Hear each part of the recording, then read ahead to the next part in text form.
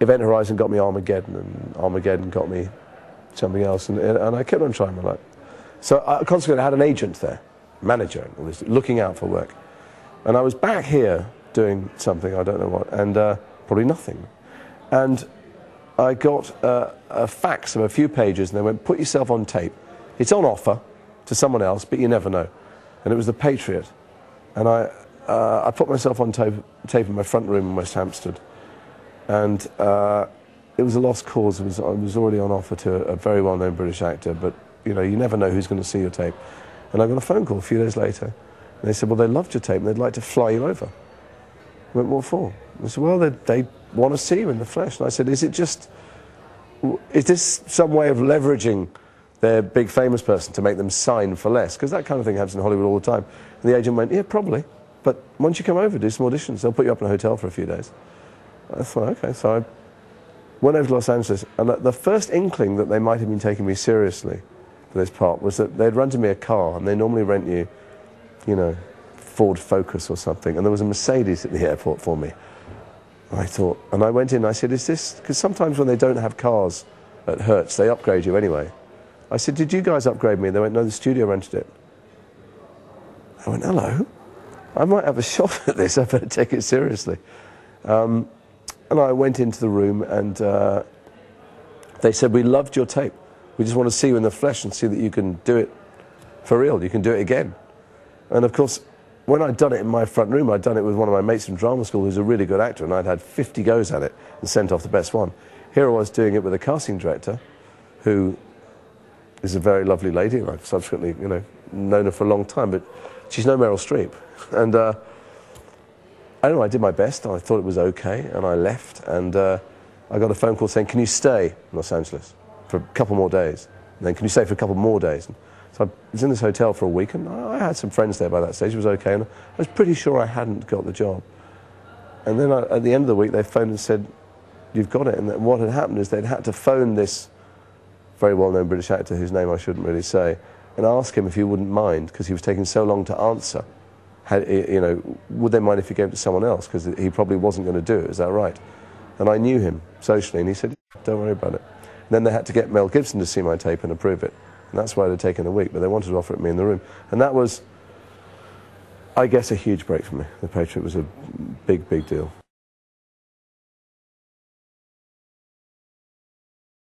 I don't think there's any difference between being a bad guy and being a good guy. I don't know what the labels mean. I know that there are badly written and conceived parts, and there are well-written and conceived parts. Nobody ever thinks they're doing wrong. The guy in The Patriot was trying to win the war. Listen, we've carpet-bombed Dresden, and we've got statues up to the guy who conceived it. We dropped nuclear weapons on Hiroshima and Nagasaki when we pretty much won the war in Japan so that we could try them out, and those people have been venerated too. So here's a guy who was perpetrating massacres and, you know, is pretty rough and slaughtered his prisoners, but those things happen in war. I believed the guy in The Patriot, and most of the villains I was offered afterwards, or all of them, I didn't do. I mean, it was years between that and doing the next villain. Not because they're, I don't know what bad guy means, but because they were just rubbish parts. Because they were stupid people. Because there were people doing or saying things that you wouldn't do or say. And it makes my job really hard. I mean, I'd like the money. I wish I'd taken the money sometimes. But in the end, no matter how much money it is, no matter how glamorous the location is, no matter, you know, my job is to come out the trailer and stand opposite some person and try and look like you're a real person in a real situation. And it's just impossible when they give you crap to do, and they're not collaborative. Now, when I arrived at The Patriot, Roland and Mel said, so what do you think? Got any ideas? I went, what, me? I went, yeah. And I went, yeah. Well, I've got a whole pad full of notes. And they went, well, let's hear them. And half of them got written into the script. You know, well, a lot of I just didn't really want to be the villain opposite Stallone or Bruce Willis or, you know, a million other people that I was offered for the next few years. Because mostly they were thick and doing things that just made them just easily defeatable. A good classical genre narrative gets the hero to a place where they are absolutely screwed. They're nothing compared to the colossus that they face, and they have to dig deep. Well, normally they don't face colossuses.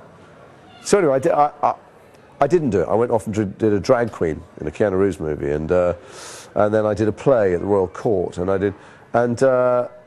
was quite blasé about these giant films I was being offered. Well, they went away after a year or so. And one of the things I quite like, but I can rue as well about my career, is I've continued to get work because I've auditioned and won the parts. They don't come my way normally. So after a few years, I did Black Hawk Down a couple of years later. And then I was looking for work for a long time. And I went and auditioned for Harry Potter and Peter Pan in the same week, I think. And I was then offered them both. And it was a really tricky thing because, you know, having avoided villains studiously, suddenly Captain Hook and Lucius Malfoy in the same week, I obviously couldn't do both because it would, not logistically, just it would be career suicide to play two children's villains. And it just seemed like a nutty thing to do. So I agonized which one, what I could do. And I came to the conclusion I had to turn Harry Potter down because Captain Hook was just too great a part. And it was doubling up with Mr. Darling, and it was a giant film, Peter Pan. It was, you know, it was just, Lucius Malfoy is not really at the centre of the Harry Potter film, so I decided to turn it down.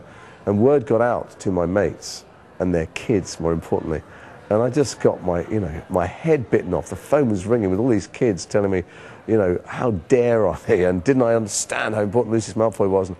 But so I decided to do them both, which was a kind of weird thing to do. And I spent, you know, time doing Lucius Malfoy. Then I went to Australia and did Peter Pan, and then come out and do, you know, more Harry Potter. And it's odd, having spent such a lot of time playing other parts, that, and Lucius Malfoy taking up such a small amount of time in my life, every couple of years, a few weeks, that's obviously what I'm most known for around the world, because there's nobody. I'm sure Osama bin Laden sitting in a cave somewhere has watched it on his iPod. You know, there's nobody that doesn't know the Harry Potter and the characters in it.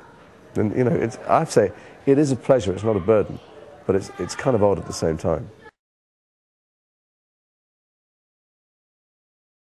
Well, everyone's an actor. That's the first thing. Acting is not some mysterious thing. It took me a long time to realise this. I was a student doing plays all the time, and there was a real drama school up the road, the Bristol Old Vic Theatre School, and I always thought those people had some other magic genetic ingredient I didn't have. But everybody's an actor, because acting is just lying. And there's nobody, I don't know how virtuous, maybe the Dalai Lama, but there's very few people who go through the day without lying. Some small lie to make someone else feel better or whatever. And acting is just lying, just pretending, that's all. It takes a bit of practice to lie better in someone else's voice or with a funny walk or whatever, but really, there's nobody who gets through a day without acting.